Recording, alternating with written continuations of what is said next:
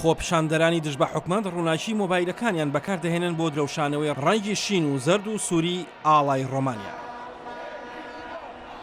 جارێکی دیکە دەیان هەزار کەس لە دەرەوە ئۆفیسەکانی حکومەتی ڕۆمانیا گردبوونەتەوە داوای دەست لە کارکێشانەوەی سەرۆکی دەوڵەتی ئەم وڵاتەی ئەوروپای ڕۆژهەڵات دەکەن.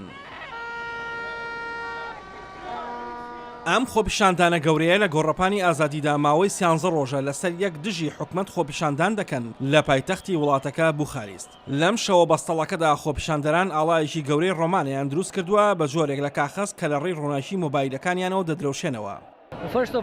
بەر لە هەر شتێک تەنها دەرەوەی ئێرە سادا، بەڵام ئێرە زۆر گەرمە و ئێمە بایەخ بە کۆمەلگاکەی خۆمان دەداین، بۆیە ئێمە لێرن. ئێمە چیتر ڕازی نابین بە هیچ گەندەڵێکی سیاسی. ئیتر تا ئێرە بەسە 27 ساڵە ئیتر بەسە، ئیتر قبولی ناکەین بێباکی و بێڕێزکردن بە ئێمە. ئێمە ئیتر نامانەوێت خەرجەکانیان بە قازانجی خۆیان تێپەڕێن. ئەمە وڵاتێکی هەرەمەکی نییە، ئەمە وڵاتێکی ئەوروپیە.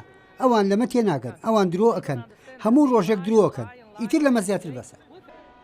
خۆپیشاندان بۆ دەستی پێکرد کە داوای حکومەتێکی نۆ و شێوازێکی دیکە لە حکومڕانی دەکەن کە مانگی پێشوو دەست بەکار بووە کاتێک حکومەتەکەی نێوەندی چەپ فەرمانێکی کتوپڕی ڕاگەیاندووە کە بۆتە هۆی کەمکردنەوەی ئەو یاسایانەی کە سزای گەندەڵکاری فەرمی دەدات. لە کاتێکدا سەرۆکوەزیران سۆرینگردینەوە پاش چەند ڕۆژێک لە خۆپیشاندانەکان بۆ ماوەی هەفتەیەک پاشەکشەی کرد لەو فەرمانی کە ناکۆچی لەسەری هەیە.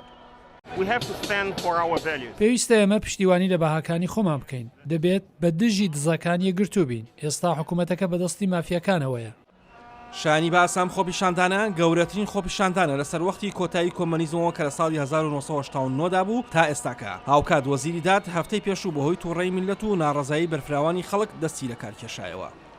ئاسۆ جەبار، دەنگی ئەمریکا.